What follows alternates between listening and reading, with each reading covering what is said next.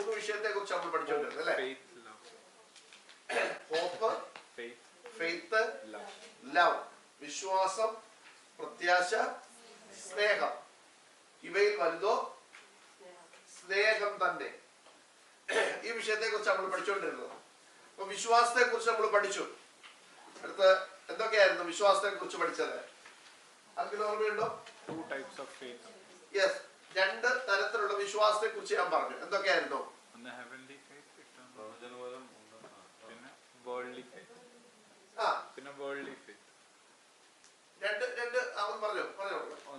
Heavenly അല്ലെങ്കിൽ eternal faith, പിന്നെ worldly faith.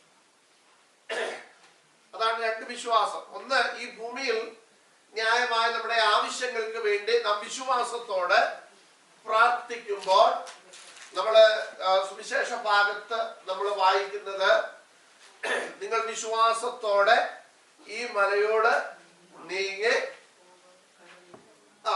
എന്ന് പറഞ്ഞാൽ അങ്ങനെ തന്നെ എന്ത് ചെയ്യും? സംഭവിക്കും. അപ്പൊ അത് ഈ ഭൂമിയിൽ നമുക്ക് എന്തെങ്കിലും ന്യായമായിട്ടുള്ള വിഷയങ്ങൾ ലഭിക്കുവാൻ വേണ്ടി നാം വിശ്വാസത്തോടെ പ്രാർത്ഥിക്കുമ്പോൾ നമുക്കത് എന്ത് ചെയ്യുന്നു? ലഭിക്കുന്നു. ഇനി രണ്ടാമത്തെ വിശ്വാസമാണ് നമ്മൾ പറഞ്ഞത്. എബ്രായ ലേഖനം ഹീബ്രു ചാപ്റ്റർ 11:1. വിശ്വാസം എന്നത് ആശിക്കുന്നതിന്റെ ഉറപ്പ്, കാണാത്ത കാര്യങ്ങളുടെ നിശ്ചയം. അപ്പൊ ഇത് നമുക്ക് വേണ്ടി കാണാത്ത ഒരു ദേശം ദൈവം എന്ത് ചെയ്യുന്നുണ്ട്? ഒരുക്കുന്നുണ്ട്. ക്ഷമിക്കണം, യോഹന്നാന്റെ സുവിശേഷം 14-ാം അധ്യായത്തിൽ നമ്മൾ ആ ഭാഗം വായിച്ചായിരുന്നെന്ന് എനിക്ക് അറിയത്തില്ല.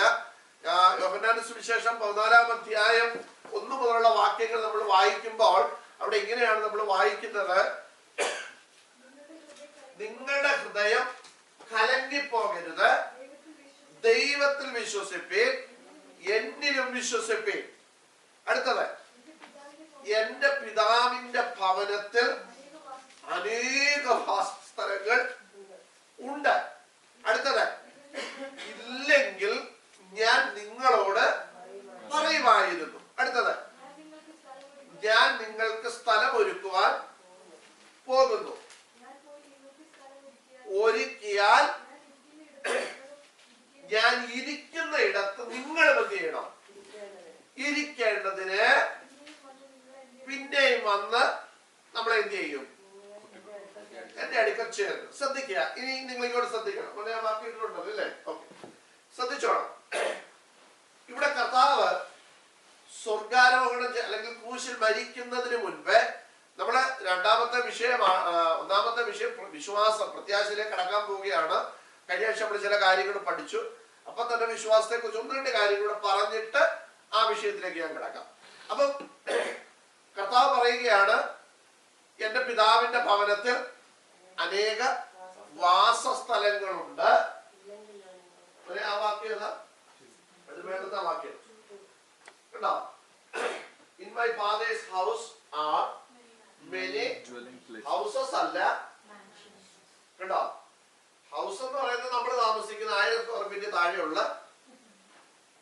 ഒരു കൊച്ചു വീടിന്റെ കാര്യമാണ്. പക്ഷേ നിങ്ങളുടെ വേറെ ബൈബിളിൽ ഏതെങ്കിലും ട്രാൻസ്ലേഷൻ ഉണ്ടോ? Dwelling place. എന്താ ഡ്വെല്ലിംഗ് പ്ലേസ് എന്ന് പറഞ്ഞാൽ? വാസസ്ഥലം. മാൻഷൻസ്. മാൻഷൻ കണ്ടിട്ടുള്ളത് യോഗിക്കും. എങ്ങനെയുണ്ട്? വീടാണോ മാൻഷനാണോ നല്ലത്? മാൻഷൻ. അപ്പൊ നോക്കിക്കേ, നമുക്ക് വേണ്ടി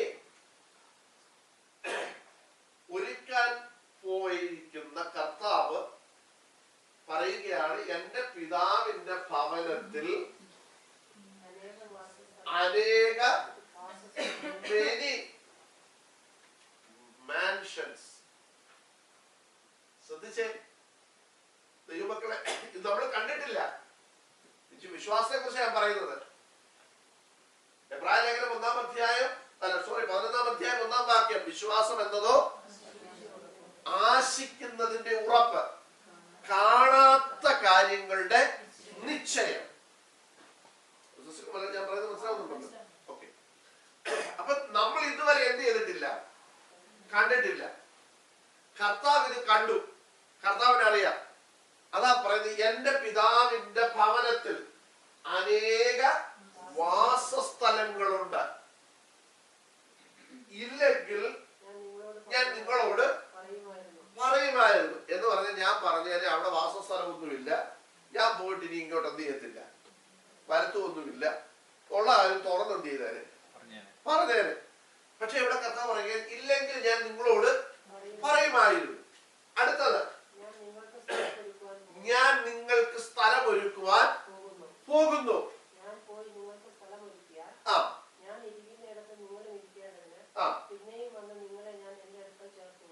മതി. ഇനി ഇവിടെ ഒരു കാര്യം ശ്രദ്ധിച്ചോണം. ഇപ്പൊ കർത്താവ് നമ്മുടെ കൂടെ ഉണ്ടോ?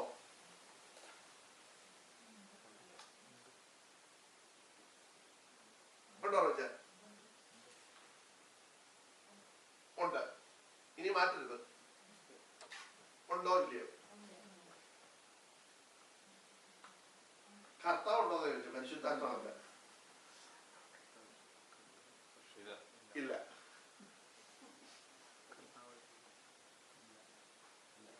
നമ്മൾ പഠിക്കുന്ന വിഷയം എന്തോ? വിശ്വാസം. കർത്താവ് നമ്മുടെ കൂടെ ഉണ്ടോ ഇല്ലയോ? വിശ്വാസത്താൽ ആര് നമ്മുടെ കൂടെ ഉണ്ട്? കർത്താവ് നമ്മുടെ കൂടെ ഉണ്ട്. പക്ഷെ ഇവിടെ കർത്താവ് ഇപ്പൊ പറഞ്ഞു തന്നെ, ഞാൻ പോയി നിങ്ങൾക്ക് സ്ഥലം ഒരുക്കിയിട്ട് ഞാൻ ഇരിക്കുന്ന ഇടത്ത് നിങ്ങളും ഇരിക്കേണ്ടതിന് പിന്നെയും വന്ന് നിങ്ങൾ എന്റെ അടുക്കൽ എന്ത് ചെയ്യും? ചേർക്കും. നോക്കിക്കേ, ഇപ്പൊ നമ്മൾ വിശ്വാസത്താൽ കർത്താവ് കൂടെ ഉണ്ടെന്ന് നമ്മൾ എന്ത് ചെയ്യുക? വിശ്വസിക്കുക. വിശ്വാസം നമ്മൾ കൂടി വരുന്നത് തന്നെ അതാ, കർത്താവ് നമ്മുടെ മധ്യത്തിൽ ഉണ്ട്. അതിന് തെളിവുണ്ട്. ബൈബിൾ പറയുന്നു, 2 or 3 പേർ എന്റെ നാമത്തിൽ കൂടി വരുമ്പോൾ ഞാൻ അവരുടെ മധ്യത്തിലുണ്ട്. എന്റെ പ്രസൻസ് അവിടെ ഉണ്ട്. ഇപ്പൊ നമ്മൾ മാത്രമല്ല, ഇപ്പൊ ഈ സിറ്റി തന്നെ ഇപ്പൊ താഴെ ഒരു ചർച്ച നടക്കുന്നുണ്ട്, ഉച്ച കഴിഞ്ഞ ഒരു ചർച്ച എന്ത് ചെയ്യുന്നുണ്ട്, ഇവിടെ നടക്കുന്നുണ്ട്. അപ്പൊ നോക്കിക്കേ, ഇനി വേറെ ഓരോ സിറ്റികളിലും ചെന്ന് കഴിഞ്ഞാൽ ഓരോ ചർച്ചകളും അവര് പറയുന്നത് എന്നാ? കർത്താവ് നമ്മുടെ മധ്യത്തിൽ അങ്ങനല്ലേ പറയുന്നത്? അത് നമ്മുടെ മധ്യത്തിൽ മാത്രമേ ഉള്ളൂ? അല്ല. ലോകത്തിന്റെ ഏതൊക്കെ ഭാഗത്ത് കർത്താവിനെ വിശുദ്ധിയോടും വേർപാടോടും കൂടെ ആരാധിക്കുന്നുവോ അവരുടെ മധ്യത്തിൽ ആരുണ്ട്? കർത്താവുണ്ട്. ഇത് നമ്മൾ ബൈ ഫെയ്ത്ത്, വിശ്വാസത്താൽ നമ്മൾ എന്ത് ചെയ്യുക? കാണുക. അല്ലേ? അതോ നിങ്ങൾ ആരെങ്കിലും ഇപ്പൊ യേശുകൊണ്ടിരിക്കുന്ന കണ്ടിട്ടുണ്ടോ? നമ്മുടെ ഹൃദയത്തിൽ നമ്മൾ കൂടി വരുമ്പോൾ ആദ്യം നമ്മുടെ ഹൃദയത്തിൽ വരുന്ന ചിന്ത, നമ്മൾ കൂടി വരുമ്പോൾ ആര് നമ്മുടെ കൂടെ ഉണ്ട്? കർത്താവ് നമ്മുടെ കൂടെ ഉണ്ട്. അതുകൊണ്ടാണല്ലോ നമ്മൾ ഇവിടെ വന്ന് പ്രാർത്ഥിക്കുന്നത്. നിങ്ങൾ സാക്ഷ്യം പറയും, കഴിഞ്ഞ ആഴ്ച എനിക്ക് ഭയങ്കര പനിയായിരുന്നു, കർത്താവ് എനിക്ക് എന്ത് തന്നു? ഈ പനിയുടെ ഇടയ്ക്ക് കർത്താവിനെ കണ്ടേ ആയിരുന്നു. പനി പിടിച്ച് എഴുന്നേക്കാൻ വയ്യാതെ കിടന്നപ്പോ കർത്താവിനെ ആരും കണ്ടോ? ആരും കണ്ടില്ല. പക്ഷേ ഇവിടെ വന്നിട്ട് നമ്മൾ എന്താ പറഞ്ഞത്? ഞാൻ പനിയായിട്ട് കിടന്നപ്പോൾ കർത്താവ് എനിക്ക് സൗഖ്യം തന്നു. ബൈ ഫെയ്ത്ത്, വിശ്വാസത്താൽ നമ്മൾ ആ രോഗസൗഖ്യം എന്ത് ചെയ്തു? നമ്മുടെ ജീവിതത്തിൽ അനുഭവിച്ചു. നമ്മൾ പോയ വഴിക്ക് വലിയൊരു ആക്സിഡന്റ് ഉണ്ടായി, പക്ഷെ കർത്താവ് എന്ത് ചെയ്തു? കരത്തിൽ എന്നെ പിടിച്ചു എന്നൊക്കെ നമ്മൾ പറയത്തില്ലേ? നിങ്ങൾ ആരെങ്കിലും കണ്ടോ നിങ്ങളുടെ കയ്യെ കാലിൽ കയറി പിടിക്കുന്നത്? നമ്മൾ ആരെങ്കിലും കണ്ടോ? നമ്മൾ പോയ വഴി കല്ലേ തട്ടി വീഴാൻ പോയി, പക്ഷെ ആരാണ്ട് പിടിച്ച പോലെ നമ്മൾ എന്ത് ചെയ്തു? വീഴാതെ നിന്നു. നമ്മൾ പറയുക കർത്താവ് എന്റെ കൈക്ക് എന്ത് ചെയ്തു? പിടിച്ചു. പക്ഷെ നമ്മൾ ആരെങ്കിലും കണ്ടോ കയ്യെ പിടിച്ചത്? നമ്മൾ വീഴാൻ പോകുമ്പോ ഒരാൾ കയറി പെട്ടെന്ന് പിടിച്ചാൽ നമ്മുടെ കയ്യൊരു പാട് വരും, ഇല്ലേ? കൂർക്ക പിടിച്ചതിന്റെ. പക്ഷെ നമ്മുടെ കയ്യെ നോക്കിയിട്ടൊന്നും പാടൊന്നും നമ്മൾ എന്ത് ചെയ്തില്ല, കണ്ടില്ല. പക്ഷെ നമ്മൾ പറയുക കർത്താവിന്റെ കയ്യെ കയറി പിടിച്ചു, കർത്താവിന്റെ കരത്തിൽ എന്നെ സൂക്ഷിച്ചു എന്തൊക്കെ. പക്ഷെ ഇതെല്ലാം എങ്ങനെയാ? ബൈ ഫെയ്ത്ത്, വിശ്വാസത്താൽ നമ്മൾ എന്ത് ചെയ്യുന്നു? കാണുന്നു. പക്ഷെ ഇവിടെ കർത്താവ് പറയുകയാണ്, ഞാൻ പോയി സ്ഥലം ഒരുക്കിയിട്ട് ഞാൻ എന്ത് ചെയ്യും? പോയതുപോലെ എന്ത് ചെയ്യും? മടങ്ങി വരും. മടങ്ങി വന്നിട്ട് ഇതുവരെ ഞാൻ നിങ്ങളുടെ കൂടെ ഉണ്ടെന്ന് നിങ്ങൾ ബൈ ഫെയ്ത്തിലാണ് എന്ത് ചെയ്യുന്നത്? അനുഭവിച്ചത്, നിങ്ങളുടെ ജീവിതത്തിൽ നിങ്ങൾ ടേസ്റ്റ് ചെയ്തതെല്ലാം എങ്ങനെയാ? By faith. ഇല്ലേ? നമ്മൾ പറയത്തില്ല, വചനത്തിൽ വായിക്കുക, യഹോവ നല്ലവനെന്ന് രുചിച്ചറിവി. അതിന് തൊട്ടിങ്ങനെ നക്കി നോക്കിയോ? രുചിച്ചറിയാന്ന് പറഞ്ഞാൽ അതാണല്ലോ. നമ്മുടെ ലൈഫിലെ ഓരോ പ്രശ്നങ്ങൾ വന്നപ്പോഴും നമ്മൾ യേശു നമ്മുടെ കൂടെ ഉണ്ടെന്ന് നമ്മൾ എന്ത് ചെയ്തു? ടേസ്റ്റ് ചെയ്തു. നമ്മുടെ ലൈഫിൽ വ്യക്തിപരമായ ജീവിതത്തിൽ നമ്മൾ അനുഭവിച്ചു, അല്ലേ? പക്ഷേ കർത്താവ് പറയുകയാണ്, ഇതുവരെ നിങ്ങൾ വിശ്വാസത്താൽ ഞാൻ നിങ്ങളുടെ കൂടെ ഉണ്ടെന്ന് നിങ്ങൾ പറഞ്ഞു. വിശ്വാസത്താൽ ഞാൻ നിങ്ങൾക്ക് സൗഖ്യം തന്നു നിങ്ങൾ വിശ്വസിച്ചു. വിശ്വാസത്താൽ നിങ്ങൾക്ക് പ്രശ്നങ്ങൾക്ക് പരിഹാരം ഉണ്ടായി എന്ന് നിങ്ങൾ പറഞ്ഞു. പക്ഷെ ഇനി അങ്ങനല്ല. ഇനി എന്ത് ചെയ്യാൻ പോവാ?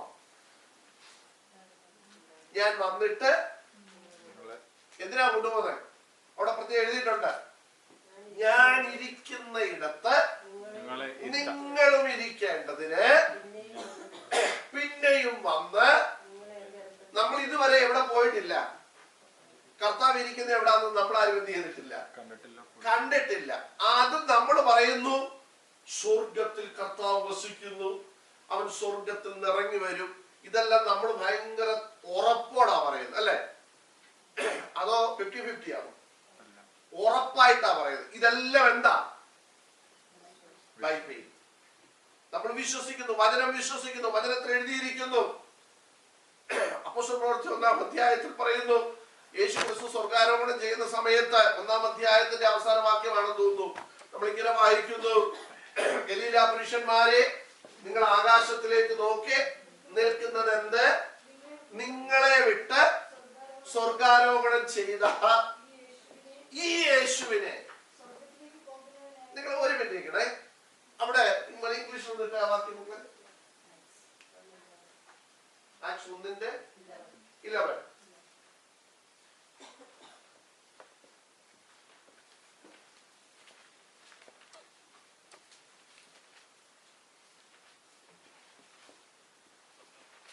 ഇവിടെ കണ്ടോ? നിങ്ങൾ മലയാളത്തിൽ എഴുതിയിരിക്കുന്ന ഗലീല പുരുഷന്മാരെ, നിങ്ങൾ ആകാശത്തിലേക്ക് നോക്കി നിൽക്കുന്നത് എന്ത്? നിങ്ങളെ വിട്ട് സ്വർഗ്ഗാരോഹണം ചെയ്ത ഈ യേശുവിനെ. ഇംഗ്ലീഷിലോ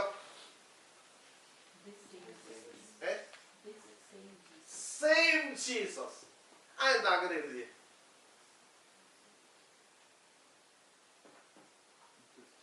വേറെ യേശു ഉണ്ടോ?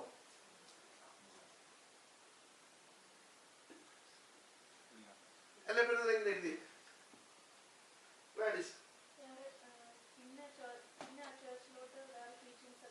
യെസ്, വേറെ യേശു വന്നു.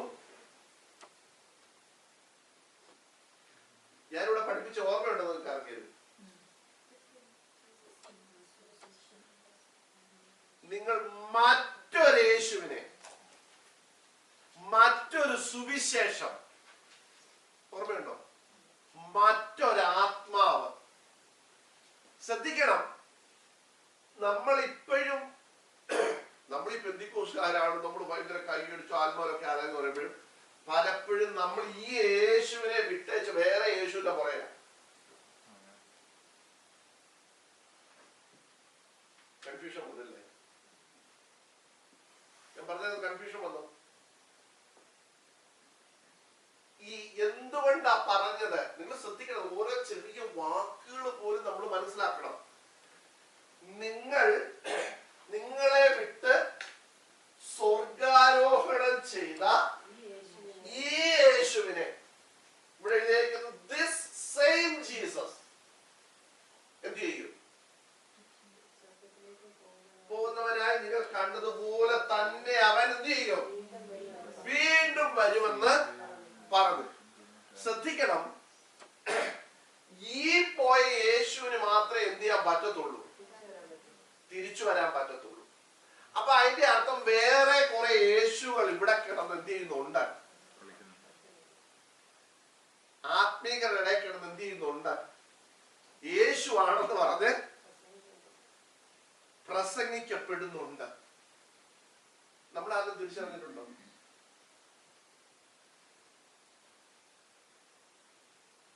പറഞ്ഞ മനസ്സിലായോ? ജസ്റ്റിൻ അനുജയ്ക്ക് മനസ്സിലായോ? മനസ്സിലായില്ല, ഞാൻ മനസ്സിലാക്കി തരാം. ശ്രദ്ധിച്ചോണം. ഇവിടെ പറയുകയാണ്, നിങ്ങളെ വിട്ട് സ്വർഗാരോഹണം ചെയ്ത ഈ യേശുവിനെ. ആ വാക്ക് ശ്രദ്ധിച്ചോളെ, സെയിം ജീസസ്.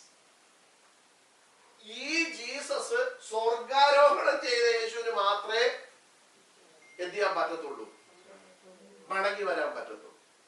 അല്ലേ? നമ്മള് ഒരു വാക്യം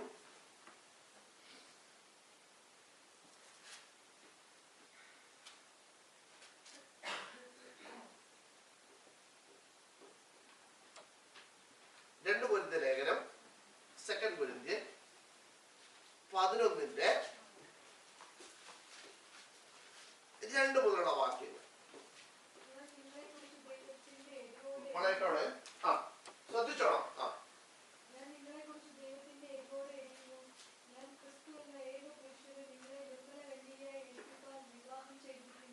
വിവാഹം നിശ്ചയം ചെയ്തിരിക്കുന്നു. ആ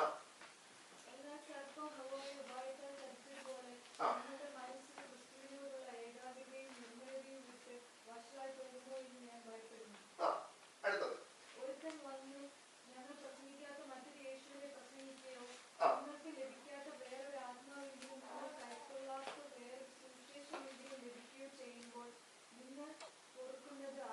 മതി. ശ്രദ്ധിച്ചോണം. അപ്പൊ ഇവിടെ വേറെ യേശു വന്നല്ലോ. വന്നു. ഇത് എന്റെ കയ്യിൽ നിന്നല്ല പറഞ്ഞ, ബൈബിളിലാണ് ഞാൻ പറയുന്നത്. ശ്രദ്ധിച്ചോണം. ഒരുത്തൻ വന്നു. പൗലോസ് പറയുക, ഞങ്ങൾ പ്രസംഗിക്കാത്ത മറ്റൊരു യേശുവിനെ നിങ്ങളുടെ അടുക്കൽ എന്ത് ചെയ്തു? പ്രസംഗിച്ചു. കണ്ടോ? നോക്കിക്കേ, എല്ലാരും പ്രസംഗിക്കുന്നത് ആരെയാ? യേശുവിനെയാ. അപ്പൊ ഈ വചനത്തിന്റെ അടിസ്ഥാനത്തിൽ എല്ലാ യേശുവിനെ കുറിച്ചുള്ള പ്രസംഗം കേൾക്കാൻ കൊള്ളാവോ? ഇല്ല. പക്ഷേ നമ്മൾ ഇതുവരെ എന്ത് ചെയ്തിട്ടില്ല? തിരിച്ചറിഞ്ഞിട്ടില്ല. അതാ ഞാൻ പറഞ്ഞ, വേറെ കുറെ യേശുകൾ ഇവിടെ കിടന്ന് എന്ത് ചെയ്യുന്നുണ്ട്? കളിക്കുന്നുണ്ട്. മനസ്സിലായോ? ഇനി അത് ഏത് യേശു ആണെന്ന് ഞാനൊന്ന് തെളിയിച്ചു തരാം. നിങ്ങൾക്ക് ആർക്കെങ്കിലും അറിയാവുന്ന യേശു ഏതാണെന്ന് ഇതിനകത്ത് തന്നെ എഴുതിയിട്ടുണ്ട്. നമ്മൾ വായിച്ച ആ വാക്യത്തിൽ തന്നെ അതേത് യേശു അത് എഴുതിയിട്ടുണ്ട്. നിങ്ങൾക്ക് ആർക്കെങ്കിലും മനസ്സിലായോ?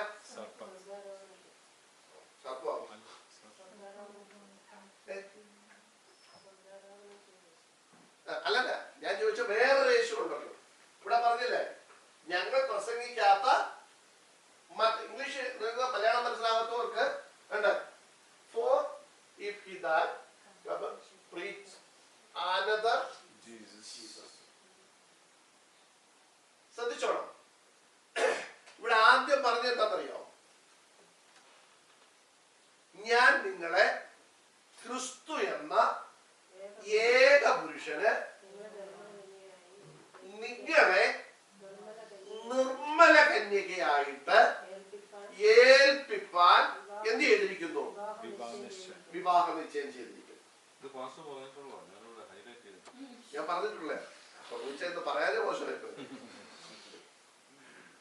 ഞാൻ ഇവിടെ പഠിപ്പിച്ച. പക്ഷെ ഈ വിഷയത്തിലേക്ക് ഞാൻ വന്നില്ലായിരുന്നു. ഈ വിഷയം പഠിപ്പിച്ചാണ്, പക്ഷെ ഇത് ഇത്രയും ഞാൻ ഡീപ്പായിട്ട് അതിലേക്ക് പോയില്ല. ശ്രദ്ധിച്ചോണം. അവിടെ പറഞ്ഞത് ക്രിസ്തു എന്ന ഏക പുരുഷൻ. അപ്പൊ ക്രിസ്തു ആരേ ഉള്ളൂ?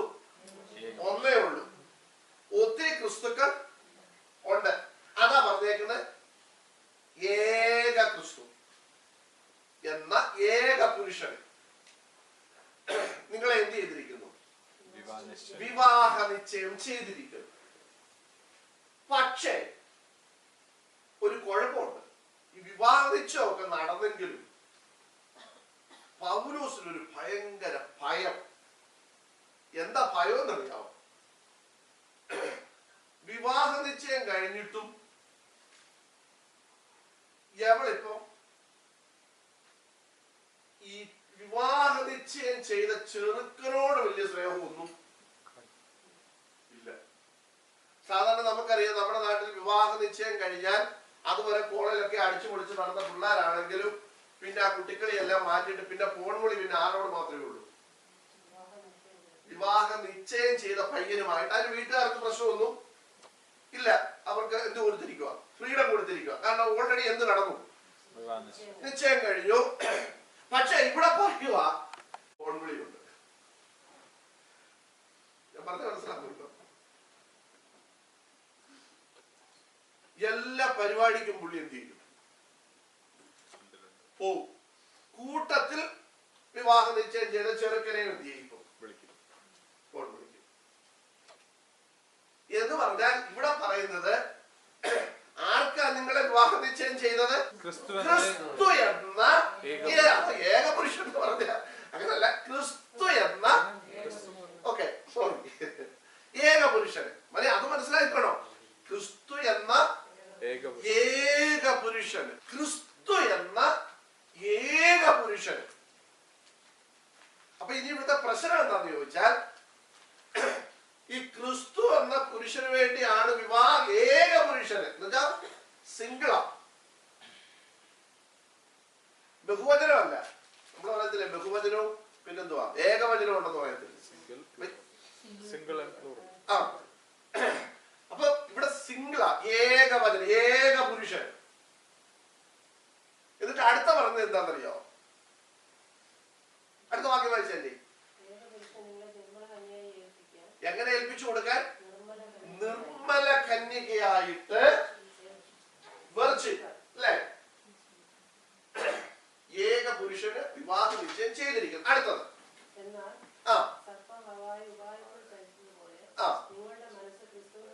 കണ്ടോ? നിങ്ങളുടെ മനസ്സ് നോക്കിക്കേ, ക്രിസ്തു എന്ന ഏക പുരുഷനോടുള്ള ഏകാഗ്രതയും നിർമ്മലതയും വിട്ട് വഷളായി പോകുമോ ഞാൻ ഭയപ്പെടും. അപ്പൊ ഇനി ഞാൻ പറയും, ഇനി ഏതാണ് ഈ മറ്റൊരു യേശു? നമുക്ക് എങ്ങനെ ഈ ഭൂമിയിൽ ചെയ്യാം? ജീവിക്കാം. നമ്മൾ യേശുവിന്റെ അടുക്കലോട്ട് ചെന്ന് പ്രാർത്ഥിക്കുന്ന ഉടനെ യേശു എല്ലാം നമുക്ക് തരും. തരുമോ? യേശു മാറ്റി തരും. എങ്ങനെ ജീവിച്ചാലും മാറ്റി തരും? ഇല്ല. അതാ ഇവിടെ പറയുന്ന ക്രിസ്തുവിനോടുള്ള ഏകാഗ്രത. നിർമ്മല എന്നുള്ളത് എന്തുവാ ഇംഗ്ലീഷ് എഴുതിയിരിക്കുന്നത്?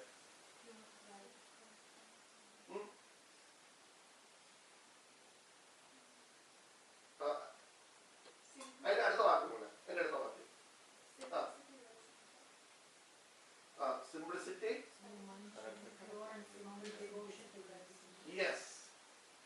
ക്രിസ്തുവിനോട് നമുക്ക് എന്തുണ്ടാകണം? ഒരു ഏകാഗ്രത.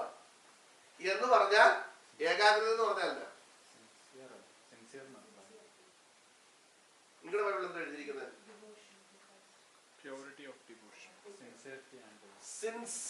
ഏകാഗ്രത എന്ന് വെച്ചാൽ ആ ഒരു, ഇപ്പൊ ഞാൻ പറയുക നിങ്ങളെല്ലാം ഏകാഗ്രതയോടെ ദൈവസ്ഥലിൽ ഇരിക്കണമെന്ന് പറഞ്ഞല്ല, കർത്താവിനെ മാത്രം കോൺസെൻട്രേറ്റ് ചെയ്തിരിക്കണം, ഇരിക്കണം എന്ന് പറഞ്ഞാൽ നിങ്ങൾക്ക് ഏകാഗ്രത പോയി. ക്രിസ്തുവിനോടുള്ള ഏകാഗ്രത പോയി എന്ന് പറഞ്ഞാൽ ക്രിസ്തു മാത്രമല്ല, ആരെ കണ്ടാലും അവളെ കുറെ എന്ത് ചെയ്യും? പോവും. മനസ്സിലായോ? ആരും വന്നിട്ട് പറയുക നിങ്ങൾക്ക് സിനിമ കണ്ട പ്രശ്നമില്ല, വെള്ളം അടിച്ചാൽ പ്രശ്നമില്ല, സിഗരറ്റ് വലിച്ചാൽ പ്രശ്നമില്ല, നിങ്ങൾ ഇങ്ങോട്ട് വന്ന് പ്രാർത്ഥിക്കുന്ന ഉടനെ കർത്താവ് നിങ്ങൾക്ക് എന്ത് ചെയ്യും? എല്ലാം തരും. ഇതാണ് മറ്റൊരു യേശു. മനസ്സിലായോ? ക്രിസ്തു എന്ന ഏക പുരുഷന് ഏകാഗ്രത വേണം, നമുക്ക് അവനോട് നിർമ്മലത വേണം. നിർമ്മലത എന്ന് പറഞ്ഞാൽ എന്താ? പ്യൂരിറ്റി. മനസ്സിലായോ? കർത്താവ് ഞാൻ വിശുദ്ധനായിരിക്കുന്നത് പോലെ നിങ്ങളും ആരായിരിക്കണം? വിശുദ്ധരായിരിക്കണം. അപ്പോഴാണ് ഞാൻ പറയുക നമുക്ക് വിശുദ്ധി ഒന്നും സൂക്ഷിക്കാനൊന്നും എന്ത് ചെയ്യത്തില്ല, പറ്റത്തില്ല. അത് സാരമില്ല. നമ്മൾ എന്ത് ചെയ്താലും കർത്താവ് എന്ത് ചെയ്യും? എപ്പോ എത്ര പാപം ചെയ്താലും കർത്താവ് എന്ത് ചെയ്തുകൊണ്ടിരിക്കും? നമ്മൾ ചോദിക്കുന്നെല്ലാം കർത്താവ് തരും. ഇത് മറ്റൊരു യേശുവാണ്. പക്ഷെ നമ്മൾ ഈ പ്രസംഗിക്കുന്ന യേശുവിന് എന്തൊക്കെയുണ്ട്? പ്യൂരിറ്റി ഉണ്ട്. നമുക്ക് അവരോട് പറഞ്ഞ ഈ ക്രിസ്തുവിനെ വിട്ടിട്ട് അടുത്തവന്റെ പുറകെ പോയിട്ട് പിന്നെയും തിരിച്ച് ഇവിടെ വന്നേച്ച് തരണേ തരണേ എന്ന് പറഞ്ഞാൽ തരാൻ തുറന്നു വെച്ചുകൊണ്ടിരിക്കുന്ന ഒരു യേശുവിനെ അല്ല ഇവിടെ പ്രസംഗിക്കുന്നതെന്ന് മനസ്സിലായോ? കുറച്ചാൾ നമ്മൾ പ്രാർത്ഥിച്ചു, കർത്താവേ തരണേ തരണേ, കിട്ടിയില്ല. അപ്പൊ ഒരാൾ പറഞ്ഞു വേളാങ്കണ്ണി പോയ കിട്ടും. നമ്മൾ ഓടി എങ്ങോട്ട് പോയി? അവിടെ പോയി. വേളാങ്കണ്ണി കേട്ടിട്ടുണ്ടല്ലോ. അവിടെ കുറെ നമ്മൾ പ്രാർത്ഥിച്ചു, അവിടെ നമുക്ക് എന്ത് ചെയ്തില്ല, കിട്ടിയില്ല. അപ്പൊ ഒരാൾ പറഞ്ഞു കെട്ട് കെട്ടി ശബരിമലയ്ക്ക് പോയാൽ കിട്ടും. നമ്മൾ നേരെ എങ്ങോട്ട് വിട്ടു? അങ്ങോട്ട് വിട്ടു. അവിടെ ചെന്നിട്ട് നമുക്ക് നമ്മൾ ഉദ്ദേശ രീതി കാര്യം എന്ത് ചെയ്തില്ല, കിട്ടിയില്ല. അപ്പോഴൊരാൾ പറഞ്ഞത് ഞാൻ കഴിഞ്ഞ മാസം അല്ലെ കഴിഞ്ഞ വർഷം പിന്നെ ഇവിടെ ഈ ആന്ധ്രയിൽ ഒരു തലമുട്ടയടിക്കുന്ന സ്ഥലം തിരുപ്പതി പോയി ഞാൻ തലമുട്ടയടിച്ചു. പുള്ളിക്ക് തലയിലൊന്നും ഇല്ലായിരുന്നു, ആകെ 2-3 കൂടെ ഉണ്ടായിരുന്നു. അത് പുള്ളി വടിച്ചു. വടിച്ചപ്പോ എനിക്ക് എന്റെ കാര്യമെല്ലാം എന്ത് ചെയ്തു. അപ്പൊ നമ്മൾ കെട്ടും കളഞ്ഞേച്ച് എങ്ങോട്ട് ഓടി? അങ്ങോട്ട് ഓടി. അവിടെ ചെന്ന് തലയെ മുട്ടയടിച്ചു. ഇവിടെ നമ്മുടെ കാര്യം എന്ത് ചെയ്തില്ല, തല മുട്ടയടിച്ചത് മിച്ചം. ഒന്നും നടന്നില്ല. നമ്മളിങ്ങനെ ഓടി നടക്കുക. നമുക്ക് ഏകാഗ്രതയില്ല, നമുക്ക് പ്യൂരിറ്റി ഇല്ല. നമ്മളിങ്ങനെ എന്ത് ചെയ്യുക, നമുക്ക് ഈ ഭൂമിയിലെ കാര്യം നടന്നാൽ മതി. നമ്മൾ ശ്രദ്ധിക്കണം, ഈ മറ്റൊരു യേശു എന്ന് പറയുന്ന യേശുവിനെ കുറിച്ച് പ്രസംഗിക്കുന്നവരെ നിങ്ങൾക്ക് തിരിച്ചറിയാൻ എളുപ്പമുണ്ട്. എങ്ങനെയാണെന്നറിയാം? എങ്ങനെ? ബൈബിളുമായിട്ട് അവർക്ക് ഭയങ്കര കണക്ഷൻ, നമ്മളെക്കാൾ കണക്ഷൻ അവർക്ക്. ഇവർ ഈ ഭൂമി കിട്ടുന്നതിനെ കുറിച്ച് മാത്രമേ എന്ത് ചെയ്തിട്ടുള്ളൂ. ഈ ഭൂമി വീട് കിട്ടണം, കാറ് കിട്ടണം, ജോലി കിട്ടണം, രോഗം മാറണം, എനിക്ക് അസുഖമൊന്നും വരരുത്, പിള്ളേർക്ക് കുഴപ്പമൊന്നും വരരുത്. നിത്യതയെ കുറിച്ച് ഇവർക്ക് എന്തില്ല, ചിന്തയില്ല. കർത്താവ് ഈ ഭൂമി വന്ന എന്തിനാ? കർത്താവ് ഇവിടെ എന്താ പറഞ്ഞ? ഞാൻ പോയതുപോലെ ചെയ്യും, മടങ്ങി വരും, നിങ്ങളെയും കൊണ്ടുപോയി എവിടെ ഇരുത്തണം? എനിക്ക് ഇവിടെ ഇരുത്താനല്ല ഞാൻ വന്നത്. ഓക്കെ, നിങ്ങൾ ഒരു 60, 70, 80 ഒക്കെ ഇവിടെ താമസിച്ചു, ന്യായമായിട്ടുള്ളതൊക്കെ ഞാൻ നിങ്ങൾക്ക് എന്ത് ചെയ്യും, തരും. പക്ഷെ അതല്ല എന്റെ എയിം എന്ന് പറയും. ഞാൻ വന്നതിന്റെ ലക്ഷ്യം അതല്ല. കർത്താവ് നമ്മുടെ ഭൂമി വന്നത് നമുക്ക് പണം തരാനാണ്, അതൊക്കെ തരും. കർത്താവ് വന്നതിന്റെ ഉദ്ദേശം ഇവിടെ പറഞ്ഞത്, ഗലീല പുരുഷന്മാരെ നിങ്ങൾ ആകാശത്തേക്ക് നോക്കി നിൽക്കുന്നത് എന്ത്? നിങ്ങളെ വിട്ട് സ്വർഗാരോഹണം ചെയ്ത ഈ യേശുവിനെ നിങ്ങൾ സ്വർഗത്തിലേക്ക് പോകുന്ന കണ്ടതുപോലെ അവൻ എന്ത് ചെയ്യും? വീണ്ടും വരും. ആ വീണ്ടും വരുന്നത് എന്തിനാന്നുള്ളതാണ് നമ്മള് വായിച്ചത്. എന്തിനാ വായിച്ചത്? എന്തിനാ വരുന്നത്? ഞാൻ ഇരിക്കുന്ന ഇടത്ത് നിങ്ങളും എന്ത് ചെയ്യണം? ഇതുവരെ ബൈ ഫെയ്ത്തിലാണ് നിങ്ങൾ എന്ത് ചെയ്തത്? തന്നെ ഞാൻ നിങ്ങളുടെ കൂടെ ഉണ്ടെന്നും, നിങ്ങൾ കൂടി വന്നപ്പോൾ നിങ്ങളുടെ മധ്യത്തിലുണ്ടെന്നും, നിങ്ങളുടെ രോഗസൗഖ്യം തരുമെന്നും, നിങ്ങളുടെ പ്രശ്നങ്ങൾക്ക് പരിഹാരം തരുമെന്നും എല്ലാം നിങ്ങൾ ബൈ ഫെയ്ത്തിലാണ് എന്ത് ചെയ്തത്? അനുഭവിച്ചത്. പക്ഷെ ഇനി നിങ്ങൾ സ്വന്തം കണ്ണുകൊണ്ട് എന്നെ എന്ത് ചെയ്യാൻ പോവാ? കാണാൻ പോവാ. നമ്മൾ ഈ ഇരിക്കുന്ന പോലെ ചെന്ന് ആരുടെ കൂടി ഇരിക്കാൻ പോവാ? കർത്താവിന്റെ കൂടി ഇരിക്കാൻ പോവാ. പക്ഷെ ചുമ്മാതെ പോയി എന്ത് ചെയ്യാൻ പറ്റത്തില്ല, ഇരിക്കാൻ പറ്റത്തില്ല. അതാ പൗലോസ് പറഞ്ഞത്, മറ്റു കുറെ യേശുക്കൾ ഇവിടെ കിടന്ന് എന്ത് ചെയ്യുന്നുണ്ട്? കളിക്കുന്നുണ്ട്. അവരുടെ വാക്ക് നിങ്ങൾ തിരിച്ചറിയാതെ പോയാൽ നിങ്ങൾക്ക് ഈ പറഞ്ഞ ഈ സെയിം യേശുവിന്റെ അടുക്കൽ എന്ത് ചെയ്യാൻ പറ്റത്തില്ല, എത്താൻ പറ്റത്തില്ല. ഇന്ന് ലോകത്തിൽ നമ്മുടെ ഇടയിൽ ഏറ്റവും കൂടുതൽ പ്രസംഗിക്കപ്പെടുന്നത് മറ്റൊരു യേശുവിനെ. മനസ്സിലായോ? കാരണം ഞാൻ മുമ്പേ പറഞ്ഞല്ലോ, നമുക്ക് ഈ യേശുവിനെ, ഈ മറ്റൊരു യേശുവിനെ പ്രസംഗിക്കുന്നത് എങ്ങനെ തിരിച്ചറിയാൻ പറ്റുന്നത് എങ്ങനെയാണെന്നറിയോ?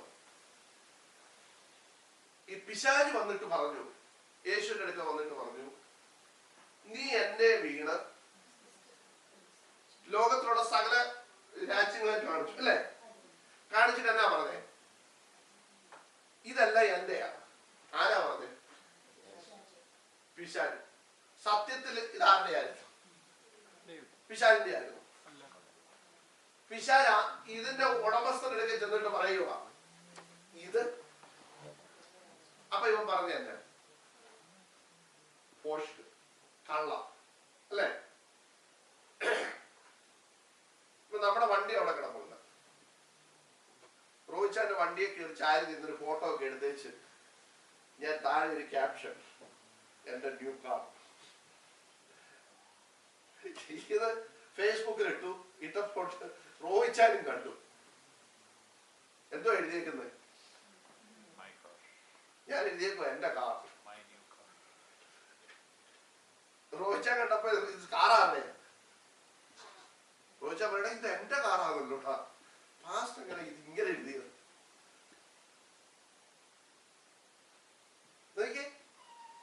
ഇതിന്റെ ഉടമസ്ഥന്റെ അടുക്കൽ ചെന്നിട്ട് പിശാച് പറയുകയാണ്, നീ ഇതെല്ലാം കണ്ടോ? കണ്ടു. ഇതെല്ലാം ആരുടെ? ഇത് ഞാൻ നിനക്ക് അങ്ങോട്ട് തരാൻ പോവാ. എന്തോ ചെയ്താൽ മതി. ഇതിന്റെ വില ഇത് നമ്മൾ നോക്കാം. നീ എന്നെ വീണൊന്ന് നമസ്കരിച്ചാൽ ഫുൾ ആക്കൊള്ളാം. യേശുവിനോട് പറയും ഇത് ഫുള്ള് നിരക്കാറുണ്ട്. ഉടമസ്ഥനോട് പറയുക ഇതല്ല നിനക്കൊള്ളാം. കർത്താവെന്നാ പറഞ്ഞത്? ശരി, ഞാൻ അറിഞ്ഞില്ല ഇതെല്ലാം നിന്റെ ആയത്. എന്റെ ആയിരുന്നു പണ്ട്. ഇതെപ്പോഴാ നീ അടിച്ചോണ്ട് പോയെന്ന് എനിക്ക് അറിയത്തില്ല. ഇനി എന്തായാലും ഞാൻ നീ പൈസ ഒന്നും തരണ്ടല്ലോ, വീണ് നമസ്കരിച്ചാൽ മതിയല്ലോ. ഓക്കെ, വീണിരിക്കുന്നു എന്നാണോ പറഞ്ഞേ? കർത്താവെന്നാ പറഞ്ഞേ? സാത്താനെ എന്നെ വിട്ടുപോ, നിന്റെ ദൈവമായ കർത്താവിനെ മാത്രമേ നമസ്കരിക്കാവൂ എന്ന്, അവനെ മാത്രമേ ആരാധിക്കാവൂ എന്ന് എഴുതിയിരിക്കുന്നുവല്ലോ. കണ്ടോ? അപ്പൊ നോക്കിക്കേ, ഇനി എങ്ങനെ തിരിച്ചറിയാൻ പറ്റുന്നു? ഈ ലോകത്തിലെ ഭൗതിക വിഷയം നിങ്ങൾക്ക് കിട്ടുമെന്ന് മാത്രം പ്രസംഗിക്കുന്ന പ്രസംഗം കേൾക്കുമ്പോ ഓർത്തോണം, അവർ പ്രസംഗിക്കുന്നത് ഈ യേശുവിനെ അല്ല. അവരേത് യേശുവിനെയാ പ്രസംഗിക്കുന്നത്? മറ്റൊരു യേശു. സംശയമുണ്ടോ? മനസ്സിലായി ഞാൻ പറഞ്ഞത്? നമ്മൾ പലപ്പോഴും ഇതെന്ത് ചെയ്യുന്നില്ല, തിരിച്ചറിയുന്നില്ല. നമ്മൾ ഈ പിള്ളേർക്ക് ഗുളിക പഴത്തിനകത്ത് വെച്ച് കൊടുക്കുന്നുണ്ട്. പിള്ളേർ വിചാരിക്കുന്നത് എന്തുവാ? പഴമാണ് വിചാരിക്കുന്നത്. പക്ഷെ തിന്നതന്നെ ഗുളിക. ഇതുപോലെ നമ്മൾ പഴം വിഴുകിക്കൊണ്ടിരിക്കുക. സത്യാവസ്ഥ നമ്മൾ ഇതുവരെ എന്ത് ചെയ്തില്ല, അറിയുന്നില്ല. പിശാച് കണ്ണെന്ത് ചെയ്തു? കുരുടാക്കിയെന്നാ ബൈബിളിൽ എഴുതിയിരിക്കുന്നത്. കുരുടാക്കിയെന്ന് പറഞ്ഞാൽ എന്തുവാ? ബ്ലൈൻഡ് ആയിപ്പോയി. നമ്മൾ വിചാരിക്കുന്ന ആര് യേശു യേശു എന്ന് പ്രസംഗിച്ചാലും അത് സത്യസുവിശേഷമാക്കും അല്ലേ? പക്ഷെ പൗലോസ് ഇവിടെ പറയുകയാണ്, ഞങ്ങൾ പ്രസംഗിക്കാത്ത മറ്റൊരു യേശു. അതിന് മോളെ ആ വാക്കിട്ടെ.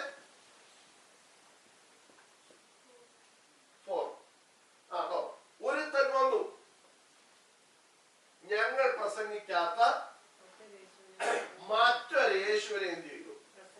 പ്രസംഗിച്ചു. നിങ്ങൾ അനങ്ങിയില്ല. നിങ്ങൾ അതിന് സ്വത്രം അലേരിയ പറഞ്ഞു, അന്യഭാഷ പറഞ്ഞു തുള്ളിച്ചാടി. നമ്മളങ്ങനെയാണല്ലോ, എന്ത് കേട്ടാലും നമ്മുടെ ഉടനെ 2 അലേരിയ സ്വത്രവും 2 ചാട്ടവും ചാടും. പെന്തിക്കോസ്തുകാരുടെ ഒരു പ്രത്യേകതയാണ്. പറഞ്ഞെന്തോ നമ്മൾ പിന്നെ ചോദിച്ചാൽ നമുക്ക് ആർക്കും അറിയത്തില്ല. അതാ പൗലോസ് പറഞ്ഞ, ഒരുത്തൻ വന്നു പ്രസംഗിച്ചു, അവൻ എന്നാ പ്രസംഗിച്ചെന്നാലും നമ്മളാരും എന്ത് ചെയ്തില്ല, നമ്മളാരും കേട്ടില്ല. അടുത്തത്, നിങ്ങൾക്ക് ലഭിക്കാത്ത വേറൊരാത്മാവ് ഉണ്ടോ? അപ്പൊ വേറെ ആത്മാവും ഉണ്ട്. നമ്മൾ വിചാരിക്കുന്ന കൈയടിച്ച് അന്യഭാഷ പറയുന്ന എല്ലാം എന്താ? പരിശുദ്ധാത്മാവാണ്. ആണോ? അല്ലേ? നമ്മൾ അങ്ങനെ വിചാരിച്ചിരിക്കുന്നത്. പക്ഷെ ഇവിടെ പൗലോസ് പറയാം, വേറെ ഒരു ആത്മാവുണ്ട്. അടുത്തത് ഉണ്ടോ? വേറെ സുവിശേഷമുണ്ട്. ഉണ്ടോ? നമ്മൾ ഇതുവരെ എന്ത് കേട്ടാലും നമ്മൾ ക്രിസ്തുമസുമായിട്ട് പാടുമ്പോൾ ജീസസ് ജീസസ് ചേർത്താൽ അത് ഇതായി, ക്രിസ്തുമസുമായിട്ടായി. എന്തുവാ പ്രസംഗത്തിന്റെ ഇടയ്ക്കിടയ്ക്ക് യേശു യേശു എന്ന് എന്ത് ചെയ്താൽ മതി, പറഞ്ഞാൽ മതി. അപ്പൊ അത് സുവിശേഷമായതാണ് നമ്മളെല്ലാം എന്ത് ചെയ്തത്, വിചാരിച്ചിരുന്നത്. ഒറ്റ വാക്കിൽ ഒന്നുകൂടെ ഞാൻ നിങ്ങൾക്ക് മനസ്സിലാവുന്ന ഭാഷ പറയാം. വിശുദ്ധിയും വേർപാടുമില്ലാതെ കർത്താവ് പറഞ്ഞു, ഞാൻ വിശുദ്ധനായിരിക്കുന്നത് പോലെ നിങ്ങളുമാരായിരിക്കണം. ഇതില്ലാതെ തോന്നിയ പോലെ നടന്നിട്ട് തോന്നിയ പോലെ ജീവിച്ചിട്ട് വന്ന് പ്രസംഗിക്കുന്നവൻ കൊണ്ടുവരുന്നത് മറ്റൊരു യേശുവിനെയാണ്. കാരണം അവൻ പഠിപ്പിക്കുന്നത് എന്നാ, ഈ വേർപാടൊന്നും വേണ്ട, സെപ്പറേഷൻ ഒന്നും നമുക്ക് വേണ്ട, മാനസാന്തരം ഒന്നും നമ്മള് ഇടണ്ട. നിങ്ങളത് പ്രാർത്ഥിച്ച ഉടനെ കർത്താവ് എല്ലാം നിങ്ങളുടെ മുമ്പിലോട്ട് എന്ത് ചെയ്യാൻ പോവാ, തരാൻ പോവാ. തരത്തിലൊന്നും ഞാൻ പറയുന്നില്ല, പക്ഷെ അത് വേറെ യേശു ആയിരിക്കും. നമ്മളത് എന്ത് ചെയ്യണം, തിരിച്ചറിയണം. ഞാൻ പറഞ്ഞത് മനസ്സിലായോ? ഓക്കെ, ഇനി നമുക്ക് മടങ്ങി വരാം. അപ്പൊ അപ്പോസ്തലപ്രവൃത്തി 1:11 അവിടെ വന്നപ്പോഴാണ് നമ്മൾ ഇങ്ങോട്ട് വന്നത്. കണ്ടോ, ഗലീല പുരുഷന്മാരെ, നിങ്ങൾ ആകാശത്തിലേക്ക് നോക്കി നിൽക്കുന്നത് എന്ത്? നിങ്ങളെ വിട്ട് സ്വർഗാരോഹണം ചെയ്ത ഈ യേശുവിനെ സ്വർഗത്തിലേക്ക് പോകുന്നവനായി നിങ്ങൾ കണ്ടതുപോലെ തന്നെ അവൻ വീണ്ടും എന്ത് ചെയ്യും, വരുമെന്ന് പറഞ്ഞു. അപ്പൊ നിങ്ങൾ ശ്രദ്ധിക്കണം, ക്രൂശിൽ കയറി മരിച്ച യേശുവിന് മാത്രമേ ഉയർത്തെഴുന്നേൽക്കാൻ പറ്റത്തുള്ളൂ. എന്താ ക്രൂശിൽ കയറുക എന്ന് പറഞ്ഞത്? ക്രൂശിന്റെ അർത്ഥം എന്താ? ക്രൂശ് എന്തിനെ കാണിക്കുന്നത്? അതിന്റെ സിംബൽ എന്താ? യെസ്, യേശു നമ്മൾ ദൈവത്തിൽ വായിക്കുന്നത് അവൻ കഷ്ടമനുഭവിച്ച് മരിച്ചു, അങ്ങനെ നമ്മൾ ദൈവത്തിൽ വായിക്കുന്നത്. അപ്പൊ നോക്കിക്കേ, കഷ്ടതയില്ലാത്ത ക്രിസ്തീയ ജീവിതം പഠിപ്പിക്കുന്നതെല്ലാം മറ്റൊരു യേശുവാണ്. മനസ്സിലായോ? നമുക്ക് കഷ്ടതയൊന്നും ഇല്ല, നമുക്ക് പ്രശ്നങ്ങളൊന്നും ഇല്ല. നിങ്ങൾ ഓർക്കണം, ഇവിടെ പറയുന്നു ഈ ക്രൂശിൽ കയറിയ യേശുവിന് മാത്രമേ മൂന്നാം ദിവസം എന്ത് ചെയ്യാൻ പറ്റത്തുള്ളൂ, ഉയർത്തെഴുന്നേൽക്കാൻ പറ്റത്തുള്ളൂ. കഷ്ടത ഉണ്ടെങ്കിൽ മാത്രമേ ഉള്ളൂ നിനക്കൊരു വിടുതൽ. കഷ്ടതയില്ല പിന്നെ വിടുതലിന്റെ ആവശ്യമുള്ളൂ. യേശു കർത്താവ് ക്രൂശിൽ കയറി മരിച്ചു, മൂന്നാം ദിവസം എന്ത് ചെയ്തു? ഞാൻ മരണത്തെ ജയിച്ചിരിക്കുന്നു, ഞാൻ പിശാചിനെ ജയിച്ചിരിക്കുന്നു. അടുത്തത്, ഈ ഉയർത്തെഴുന്നേറ്റ യേശുവിന് മാത്രമേ എങ്ങോട്ട് പോകാൻ പറ്റത്തുള്ളൂ? സ്വർഗാരോഹണം ചെയ്യാൻ പറ്റുള്ളൂ. മനസ്സിലായ മക്കളെ ഞാൻ പറയുന്നത്? അപ്പൊ ഇതൊന്നുമില്ല, കഷ്ടതയൊന്നും ഇല്ല എന്ന് പറയുന്നതെല്ലാം മറ്റൊരു യേശുവിനെ അവര് പ്രസന്റ് ചെയ്യുന്നത്. മനസ്സിലായോ? കർത്താവ് പറഞ്ഞു, ലോകത്തിൽ നിങ്ങൾക്ക് കഷ്ടമുണ്ട്. വായിച്ചിട്ടുണ്ടോ വാക്യം? എങ്കിലും ധൈര്യപ്പെടുവീൻ, ഞാൻ ലോകത്തെ ജയിച്ചിരിക്കുന്നു. അങ്ങനെ കർത്താവ് പറഞ്ഞു. കർത്താവ് പറഞ്ഞ ലോകത്തിൽ നിങ്ങൾക്ക് കഷ്ടം ചിലപ്പോഴൊക്കെ ഉള്ളതാണോ പറഞ്ഞത്? അല്ല, ലോകത്തിൽ നിങ്ങൾക്ക് കഷ്ടമുണ്ട്, എങ്കിലും നിങ്ങൾ ധൈര്യപ്പെടുവീൻ, ഞാൻ ലോകത്തെ എന്ത് ചെയ്തിരിക്കുന്നു? ജയിച്ചിരിക്കുന്നു. കേട്ടോ? അപ്പൊ കർത്താവ് കഷ്ടം അനുഭവിച്ചു, പക്ഷെ എന്നും ഈ കഷ്ടത്തിന് കർത്താവിനെ എന്ത് ചെയ്യാൻ പറ്റിയില്ല, അമർത്തി വെക്കാൻ പറ്റിയില്ല. എന്നും കർത്താവ് ക്രൂശിൽ തന്നെ നടക്കുമായിരുന്നോ? അല്ലോ, അല്ല. മൂന്നാം ദിവസം കർത്താവ് ക്രൂശിൽ നിന്ന് എന്ത് ചെയ്തു? അവൻ പിന്നെ ക്രൂശുമായിട്ട് പിന്നെ കർത്താവിന് ബന്ധമൊന്നുമില്ല. അവനെ ക്രൂശിൽ തറച്ചു, കൊന്നു, മരിച്ചു. കർത്താവ് ക്രൂശിൽ കടന്നാണോ മരിച്ച? ക്രൂശിൽ ഇറക്കി കഴിഞ്ഞാണോ മരിച്ചത്?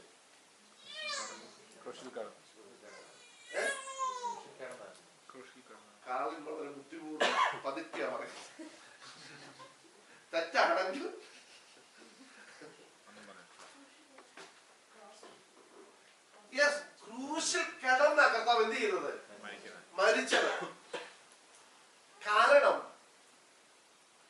ഇവൻ മരിച്ചോ ഇല്ലയോ എന്ന് അറിയാനായിട്ട് ഇവര് അസ്ഥികൾ ഇങ്ങനെ ഒടിക്കും. ഒടിക്കാൻ വന്നപ്പോഴ് അതിനു മുമ്പ് യേശു എന്ത് ചെയ്തു? മരിച്ചു. കാരണം അതൊരു പ്രവചന നിവൃത്തിയായിരുന്നു. അവന്റെ അസ്ഥികൾ ഒന്നുപോലും ഒടിഞ്ഞിട്ടില്ല. ദൈവം നമ്മൾ വായിക്കുന്നത് സങ്കീർത്തനത്തിൽ വായിക്കുന്നതാണ്. അവന്റെ വിലാപ്പുറത്ത് അവനെ കുന്തം വെച്ച് എന്ത് ചെയ്തു? പടയാളികൾ ഒരുവൻ കുത്തിയപ്പോഴ് എന്താ സംഭവിച്ചത്? വെള്ളമൊക്കെ എന്ത് ചെയ്തു? ഒഴുകി. അതിന്റെ അർത്ഥം അവൻ എന്ത് ചെയ്തു? മരിച്ചു. നോക്കിയേ, ഈ മരിക്കുന്ന അവസാനം യേശുവിന്റെ ക്രൂശിലെ മൊഴികളുണ്ട്, വാക്കുകൾ. അതിൽ അവസാനത്തെ മൊഴി എന്തുവായിരുന്നു?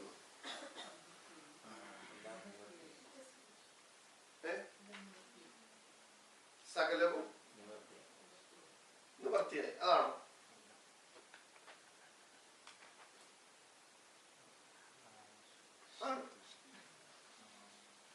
അതിനു മുമ്പ് കർത്താവ് ഒരു കാര്യം പറഞ്ഞു. പിതാവേ, എന്റെ ജീവനെ എടുക്കണമെന്നില്ല, തൃക്കൈയിൽ പരമേൽപ്പിക്കുന്നു എന്ന് പറഞ്ഞ് കർത്താവ് എന്ത് ചെയ്തു? പ്രാണനെ വിട്ടു. അപ്പൊ ക്രൂശിൽ വെച്ച് എന്ത് ചെയ്തു? മരിച്ചു. പിന്നെ ഈ ഭൗതിക ശരീരം അവരെടുത്ത് എന്ത് ചെയ്തു? അടക്കി. മൂന്നാം ദിവസം യേശു എന്ത് ചെയ്തു? ഉയർത്തെഴുന്നേറ്റു. ഞാൻ പറഞ്ഞു വന്നത് നിങ്ങൾ ശ്രദ്ധിക്കണം. ക്രൂശിൽ കയറിയ യേശുവിന് മാത്രമേ മരിക്കാൻ പറ്റത്തുള്ളൂ. ഈ മരിച്ച യേശുവിന് മാത്രമേ മൂന്നാം ദിവസം എന്ത് ചെയ്യാൻ പറ്റത്തുള്ളൂ? ഉയർത്തെഴുന്നേൽക്കാൻ പറ്റത്തുള്ളൂ. ഈ ഉയർത്തെഴുന്നേറ്റ യേശുവിന് മാത്രമേ പറയാൻ പറ്റത്തുള്ളൂ, ഞാൻ മരണത്തെ ജയിച്ചിരിക്കുന്നു. മനസ്സിലായോ? പോയതുപോലെ എന്ത് ചെയ്യും? മടങ്ങി വരും. അപ്പൊ കർത്താവ് വന്നതിന്റെ ഉദ്ദേശം ഓർത്തോണം. നമ്മളെ ഇവിടെ എന്ത് ചെയ്യണം? കൊണ്ടുപോകണം.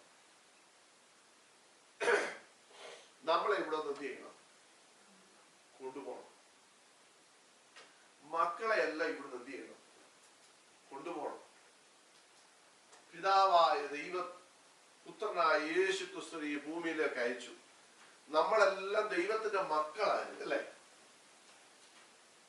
പക്ഷേ മക്കളും എന്ന നിലയിൽ നമുക്ക് പിതാവുമായിട്ട് എന്തില്ലായിരുന്നു? ഒരു ബന്ധവും ഇല്ലായിരുന്നു.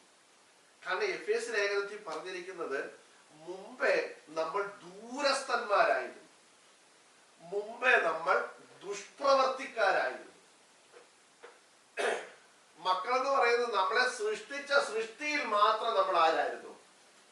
മക്കളായിരുന്നു. സ്വഭാവത്തിൽ നമ്മൾ ആരല്ലായിരുന്നു. നിങ്ങൾ ആരെങ്കിലും സ്വഭാവത്തിൽ ദൈവമക്കളായിരുന്നോ?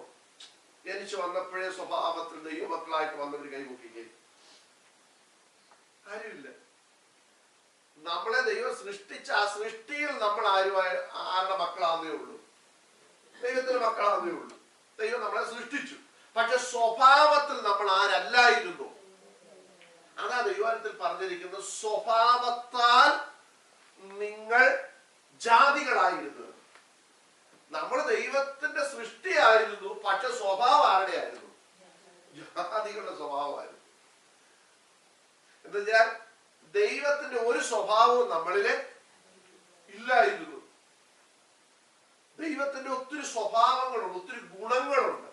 ആ ഒരു ഗുണവും നമുക്ക് ഇല്ലായിരുന്നു. ചില പിള്ളേരെ കണ്ടിട്ട് പറയാം, അവന്റെ അപ്പൻ എത്ര നല്ലതായിരുന്നു, അവന്റെ ഒരു ഗുണവും മണോ അവന് കേട്ടിട്ടില്ല പറയുന്നത്, കിട്ടിയിട്ടില്ലല്ലോ എന്ന് പറയും. അതിന്റെ അർത്ഥം തന്നെ അതിനർത്ഥം തന്നെ പിതാവ് നല്ല മനുഷ്യനായിരുന്നു, പക്ഷെ ആ പിതാവിന് ജനിച്ചതേ ഉള്ളൂ. ആ പിതാവിന്റെ ഒരു ഗുണവും ഇവൻ എന്ത് ചെയ്തിട്ടില്ല, കിട്ടിയിട്ടില്ല. എന്ന് പറഞ്ഞാൽ അപ്പനെ പോലെ ഉള്ള ഒരു സ്വഭാവം ഇവന് ഇല്ല. നമ്മളെല്ലാം അങ്ങനെ ആയിരുന്നു. നമ്മളെല്ലാം അങ്ങനെ ആയിരുന്നു. ദൈവം ഒത്തിരി തെളിവ് നമുക്ക് എടുക്കാനുണ്ട്. വ്യാഖ്യാനത്തിലേക്ക് കിടക്കുന്നില്ല, നമ്മുടെ വിഷയം അതല്ലാത്തതുകൊണ്ട്. പക്ഷേ നമ്മളെ ഈ ക്രൂശ് മരണത്താൽ നമ്മളെ ആരായിട്ട് മാറ്റിയങ്ങ് മക്കളാക്കി. അതാണ് നമ്മൾ വായിച്ചുകൊണ്ടിരുന്നത്. 1 യോഹന്നാൻ നമ്മൾ കുറിവാക്യം നമ്മൾ വായിച്ചത് അവിടെയാണ്. കാൺമീൻ നാം ദൈവ മക്കളെന്ന് വിളിക്കപ്പെടുവാൻ. ഫസ്റ്റ് ജോൺ 3:1 നാം മക്കളെന്ന് വിളിക്കപ്പെടുവാൻ പിതാവ് നമുക്ക് എത്ര വലിയ സ്നേഹം നൽകി കേട്ടോ. അപ്പൊ പിതാവായ ദൈവം 3:1 ഉണ്ടോ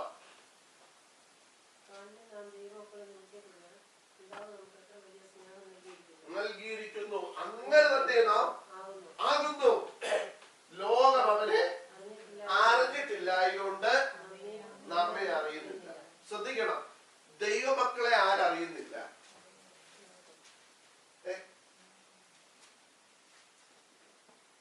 ബാക്കി വായിച്ചു നോക്കിയെങ്കിൽ ലോകം അറിയുന്നില്ല അങ്ങനല്ല എഴുതിയിരിക്കുന്നത്. ഇംഗ്ലീഷിന് വ്യത്യാസമുണ്ടോ? ഇംഗ്ലീഷിൽ സെയിം അല്ല എഴുതിയേക്കുന്നത്. ഇവിടെ പറയുന്നു നാം ദൈവമക്കള് എന്ന് വിളിക്കപ്പെടാൻ നമുക്ക് ഭയങ്കര സ്നേഹം നൽകി. നമ്മൾ ആരായിട്ട് മാറി? ദൈവമക്കളായിട്ട് മാറി. പക്ഷേ ലോകം ഈ സ്നേഹം നൽകി യേശുവിനെ എന്ത് ചെയ്തില്ല? അറിഞ്ഞില്ല. അപ്പൊ ശ്രദ്ധിച്ചോണം, ലോകം അറിഞ്ഞപ്പോ യേശു ഏതാ? മറ്റൊരു യേശു. ഇത് ലോകം യേശു എന്ന് പറയുമ്പോ ഏത് യേശുവിനെ അറിയുന്നത്? നിങ്ങളൊന്ന് പറഞ്ഞേ. യേശു എന്ന് പറയുമ്പോ ലോകം, ഒരു ലോക മനുഷ്യനോട് യേശു എന്ന് പറയുമ്പോ അവൻ പറയുന്നത് എന്തു?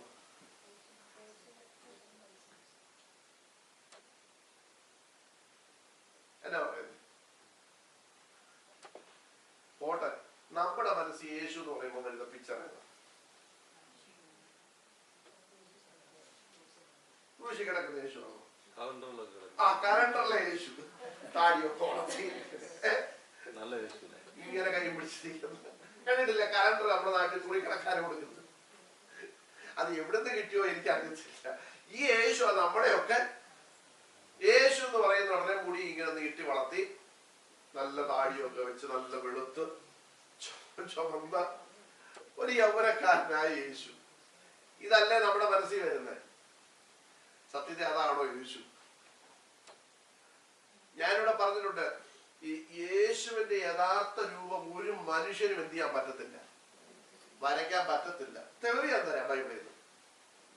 വെളിപ്പാട് പുസ്തകത്തിൽ യോഹന്നാൻ യേശുവിനെ കണ്ടു അല്ലേ? ആ യേശുവിന്റെ പ്രത്യേകത എന്തുവായിരുന്നു അറിയോ? ഞാൻ പറഞ്ഞിട്ടുണ്ട്, വെളിപ്പാട് പുസ്തകം 1-ാം അധ്യായത്തിൽ യോഹന്നാൻ എന്നോട് സംസാരിക്കുന്ന നാദമേതെന്ന് കേൾക്കുവാൻ ഞാൻ തിരിഞ്ഞപ്പോൾ 7 പൊന്നില വിളക്കുകളുടെ മധ്യത്തിൽ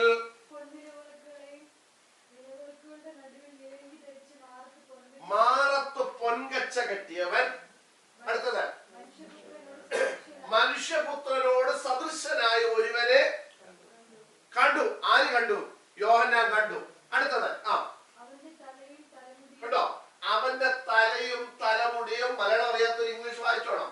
തലയും തലമുടിയും വെളുത്ത പഞ്ഞി പോലെ ഹിമത്തോളം വെള്ളയും. അടുത്തത് കണ്ണ് അഗ്നിജ്വാലയ്ക്കൊത്തതും കാലുലയിൽ ചുട്ടുപഴിപ്പിച്ച വെള്ളോട്ടിന് സദൃശവും ആയിരുന്നു. അവന്റെ വലം കൈയിൽ 7 നക്ഷത്രം ഉണ്ടായിരുന്നു.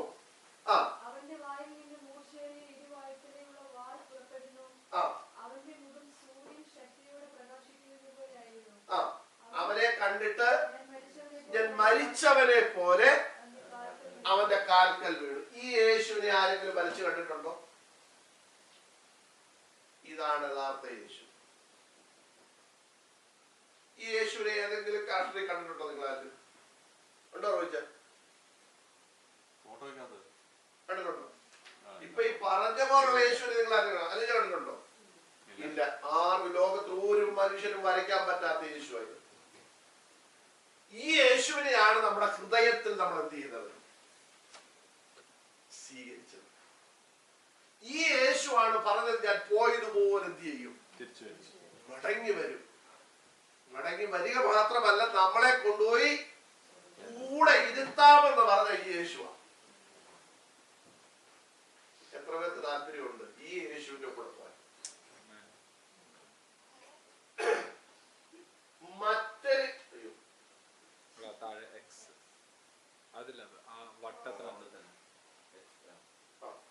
ഈ മറ്റൊരു യേശുവിനെ എല്ലാവർക്കും വലിയ ഇഷ്ടമാണ്. എന്താണെന്നറിയോ?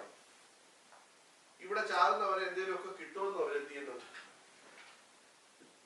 പക്ഷേ നമ്മൾ പ്രസംഗിച്ച, പൗലോസ് പ്രസംഗിച്ച യേശു ഈ ഭൂമിയിലുള്ളതല്ല, അതിനപ്പുറത്ത് യുഗായുഗ നിത്യതയെ കുറിച്ച്, എറ്റേണിറ്റിയെ കുറിച്ച് നമുക്ക് പ്രത്യാശ തന്ന ഒരു യേശുവാണ്. ഈ യേശുവിനെ ആർക്കാ വേണ്ടേ? ഈ യേശുവിനെ ഇന്ന് ആർക്കും വേണ്ട. കാരണം അതുകൊണ്ടാണ് നമ്മൾ മുമ്പേ വായിച്ചില്ലേ, 3:1 യോഹന്നാൻ 3:1 വായിച്ചില്ലേ, കാൺമീൻ നാം ദൈവമക്കൾ വിളിക്കപ്പെടുവാൻ പിതാവ് എത്ര വലിയ സ്നേഹം നമുക്ക് നൽകിയിരിക്കുന്നു, നാം അങ്ങനെ തന്നെ ആകുന്നു. അടുത്തത്, ലോകം അവനെ അറിഞ്ഞിട്ടില്ല, അതുകൊണ്ട് നമ്മളെയും എന്ത് ചെയ്യുന്നില്ല? അറിയുന്നില്ല. അപ്പൊ ലോകം അറിയുന്ന യേശു ഏതാ? മറ്റൊരു യേശു. ഇന്ന് യേശുവിന്റെ അടുക്ക പ്രാർത്ഥിക്കാൻ വരുന്നത് എന്തിനാ? ശ്രദ്ധിച്ചോണം. ഈ യേശുവാണ് കാൽവരി ക്രൂശിൽ മരിച്ചത്, 3-ാം ദിവസം ഉയർത്തെഴുന്നേറ്റത്, സ്വർഗാരോഹണം ചെയ്തത്, പോയിട്ട് മടങ്ങി തന്റെ വിശുദ്ധന്മാരെ ചേർക്കാൻ വരുന്നത്, വന്ന് നമ്മളെ കൊണ്ടുപോയി ഇവന്റെ കൂടെ എന്ത് ചെയ്യും? ഇരുത്തുന്നത്. പക്ഷെ ഇന്ന് ജനം വരുന്നത് എന്തിനാണെന്നറിയോ? യേശുവിന്റെ അടുക്ക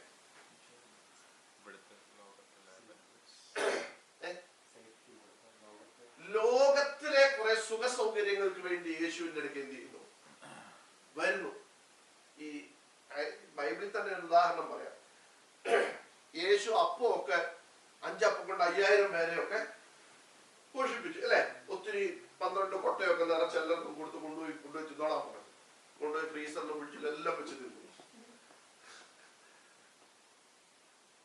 കുറെ കഴിച്ചപ്പോഴേ യേശു വേറിട്ടൊരു സ്ഥലത്തോട്ട് പോയി. ഇപ്പൊ ജനം വന്നിട്ട് യേശുവിനെ കാണുന്നില്ല. ഇവരെ അന്വേഷിച്ച് എന്ത് ചെയ്തു?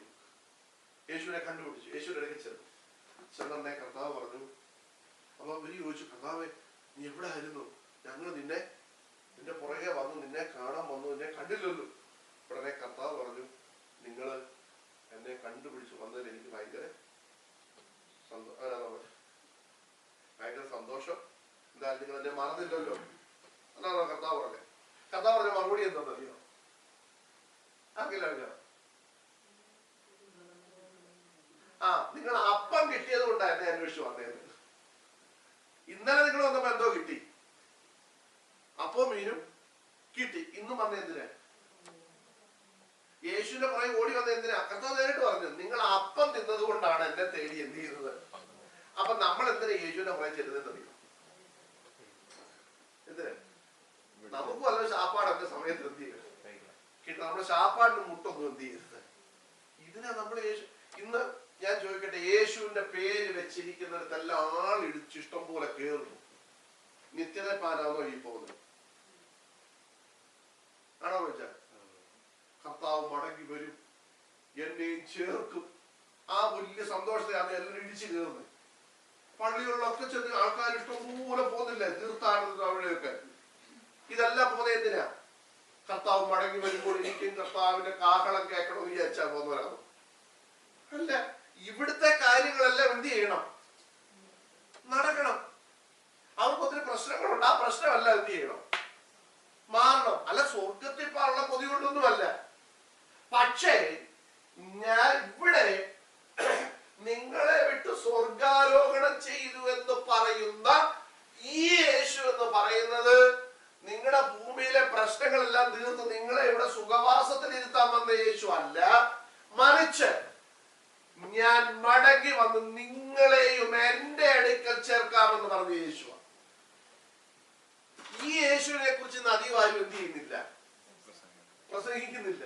അതുകൊണ്ടാ പൗലോസ് പറഞ്ഞത്, ഞങ്ങൾ പ്രസംഗിക്കാത്ത മറ്റൊരു യേശുവിനെ നിങ്ങൾ എടുക്കാമെന്ന് എന്ത് ചെയ്യുന്നുണ്ട്, പ്രസംഗിക്കും. ഞാൻ പറയുന്നത് മനസ്സിലായോ?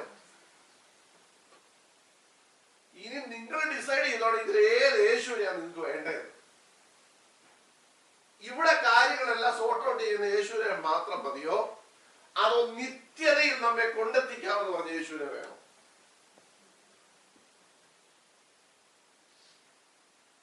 ആ യേശുവിനെ മതിയെങ്കിൽ ആ യേശു അനുഭവിച്ച കഷ്ടതയിൽ കൂടെ നമ്മൾ കടന്നു പോകാൻ എന്ത് ചെയ്യണം, വില്ലിങ് ആയിരിക്കണം. മനസ്സിലായോ? നമുക്കിന്ന് കഷ്ടപ്പെടാൻ മനസ്സില്ലാത്തതുകൊണ്ടാണല്ലോ. ഇന്നിപ്പോ PSC ടെസ്റ്റ് പോലും നമ്മുടെ നാട്ടിൽ കാശ് കൊടുത്താൽ എന്ത് ചെയ്യാം, ഇഷ്ടംപോലെ ആൾക്കാർ എന്ത് ചെയ്യുന്നുണ്ട്, ജയിക്കുന്നുണ്ട്. അതിന്റെ കാരണം അല്ല, അതിന്റെ കാരണമല്ല. കാശ് കൊടുത്ത് അങ്ങനെ PSC ജയിക്കുന്നതിന്റെ കാരണമല്ല, കഷ്ടപ്പെടാൻ വയ്യ, അതല്ലേ. നമ്മുടെ നാട്ടില് PhD വരെ സർട്ടിഫിക്കറ്റ് കിട്ടും. PhD ലെവൽ അനുസരിച്ച് പൈസ കൂടുന്നേ ഉള്ളൂ. നമുക്ക് എന്ത് ചെയ്യും, കിട്ടും. നമ്മൾ ഇത് മേടിക്കാൻ, അല്ലെങ്കിൽ ഒരാൾ ഇത് മേടിക്കാൻ പോകുന്നതിന്റെ റീസൺ എന്താ? അവൻ സ്ട്രഗിൾ ചെയ്യാൻ വയ്യ. PhD എടുക്കണം എന്തോ ചെയ്യണം, രാവിലെ 11 മണി വരെ കിടന്ന് ഉറങ്ങും, 11:30 ആകുമ്പോൾ എഴുന്നേറ്റ് പല്ലി കഴിച്ച് ചോറിട്ട് പിന്നെ കിടന്ന് ഉറങ്ങിയാൽ മതി, PhD കിട്ടും. അവനിഷ്ടംപോലെ ബുക്കുകൾ റെഫർ ചെയ്യണം. ഏത് വിഷയത്തെ ആസ്പദമാക്കിയാണ് നിങ്ങൾ PhD എടുക്കുന്നത്, ആ വിഷയത്തെ ആസ്പദമാക്കിയുള്ള പുസ്തകങ്ങൾ റെഫർ ചെയ്യണം, ലൈബ്രറികളിൽ പോകണം, അല്ലെ, വലിയ വലിയ പ്രൊഫസേഴ്സുമായിട്ട് പോയി മീറ്റ് ചെയ്ത് അവരുടെ തോട്ട്സുകളൊക്കെ എന്ത് ചെയ്യണം, കളക്ട് ചെയ്യണം, അല്ലെ. നമ്മള് പിന്നെ ബിബ്ലിയോഗ്രാഫി എന്നും പറഞ്ഞ അവസാനം ഒരു സാധനം എഴുതി വെക്കും. എന്തുവാ, റെഫർ ചെയ്ത ബുക്കുകളുടെ പേര്, അസൈൻമെന്റ് ഒക്കെ എഴുതിയിട്ട് അതിന്റെ ലാസ്റ്റ് ഒരു പേജിനകത്ത് എഴുതി വെക്കും ബിബ്ലിയോഗ്രാഫി എന്ന് പറഞ്ഞാൽ എന്നാ, ഇത്രയും പുസ്തകങ്ങൾ റെഫർ ചെയ്തിട്ടാണ് ഞാൻ ഈ അസൈൻമെന്റ് സബ്മിറ്റ് ചെയ്യുന്നത്. ഞാനും ബൈബിൾ കോളേജിൽ പഠിക്കുമ്പോൾ കൂടെ പഠിച്ചവൻ അസൈൻമെന്റ് എഴുതും, അത് നോക്കി ഇപ്പുറത്തോട്ട് എഴുതും, എഴുതി വെച്ച് ബിബ്ലിയോഗ്രാഫി എന്ന് പറഞ്ഞ് കുറെ പുസ്തകങ്ങളുടെ പേര് എഴുതി വെക്കും. സത്യത്തെ റെഫർ ചെയ്തിട്ടാണോ? യവൻ എഴുതിയ വള്ളി പുള്ളി വ്യത്യാസമില്ലാതെ ഇപ്പുറത്തോട്ട് എന്ത് ചെയ്തു, നോക്കി എഴുതിയത്. ഇതിനൊന്നും നമുക്ക് സമയമില്ലാത്തത് കൊണ്ട്, സ്ട്രഗിൾ ചെയ്യാൻ വയ്യാത്തത് കൊണ്ടും, ഉറക്കളയ്ക്കാൻ വയ്യാത്തത് കൊണ്ടും നമ്മൾ കാശ് കൊടുത്ത് എന്ത് ചെയ്യുന്നു, സർട്ടിഫിക്കറ്റ് മേടിക്കുന്നു. നോക്കിയേ, ഇതുപോലെ നമുക്ക് കഷ്ടം അനുഭവിക്കാൻ വയ്യ. കഷ്ടം നമ്മുടെ ജീവിതത്തിൽ വരുന്നതിനോട് നമുക്ക് വലിയ താല്പര്യമൊന്നും ഇല്ല. കഷ്ടങ്ങൾ നമ്മുടെ ജീവിതത്തിൽ ഫേസ് ചെയ്യാൻ നമുക്ക് വയ്യ. പ്രാർത്ഥിക്കാൻ നമുക്ക് സമയമില്ല, വചനം ധ്യാനിക്കാൻ നമുക്ക് സമയമില്ല, പ്രാർത്ഥനയ്ക്ക് പോകാൻ നമുക്ക് സമയമില്ല. ഇനി അഥവാ പോയാലും 12 മണിക്കേ നമ്മൾ എന്ത് ചെയ്യത്തുള്ളൂ, എത്തത്തുള്ളൂ. വന്നാലോ ഇവിടെ എന്ത് ചെയ്യോ, ഉറങ്ങും.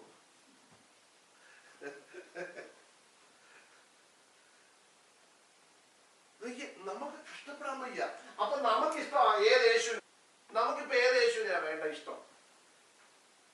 മറ്റൊരു കഷ്ടമൊന്നും സഹിക്കാതെ ഈസി ആയിട്ട് ഇവിടെ നമ്മൾ ആഗ്രഹിച്ചതെല്ലാം നമുക്ക് തരുന്ന ഒരു യേശു, മറ്റൊരു യേശു. പൗലോസ് പറയുകയാണ്, ഒരുത്തൻ വന്ന് ഞങ്ങൾ പ്രസംഗിക്കാത്ത മറ്റൊരു യേശുവിനെ പ്രസംഗിച്ചിട്ടും നിങ്ങൾ വളരെ ഹാപ്പി ആയിട്ട് എന്ത് ചെയ്യുക? പൗലോസ് എന്താ പറയുന്നത്? നിങ്ങൾ പൊറുക്കുന്നത് എനിക്ക് ആശ്ചര്യം തോന്നുന്നു എന്ന് പറഞ്ഞാൽ, മറ്റൊരു യേശുവിനെ വന്ന് ഇവിടെ പ്രസംഗിച്ചപ്പോൾ നിങ്ങൾ അത് വളരെ സന്തോഷത്തോടെ കൈയടിച്ച് അല്ലേലൂയ പറഞ്ഞ് എന്ത് ചെയ്തു? അക്സെപ്റ്റ് ചെയ്തു. തിരിച്ചൊന്നും നിങ്ങൾ എന്ത് ചെയ്തില്ല, ഇത് തെറ്റാണ്, ഇതല്ല ഞങ്ങൾക്ക് വേണ്ട യേശു എന്ന് നിങ്ങൾ എന്ത് ചെയ്തില്ല, പറഞ്ഞില്ല.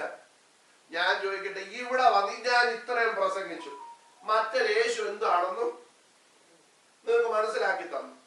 ഒരു 2 ആഴ്ച കഴിഞ്ഞിട്ട് വേറൊരാൾ ഇവിടെ വന്നേച്ച് ഈ മറ്റൊരു യേശുവിനെ കുറിച്ച് ഇവിടെ പ്രസംഗിച്ചാൽ നിങ്ങളെ തോന്നും.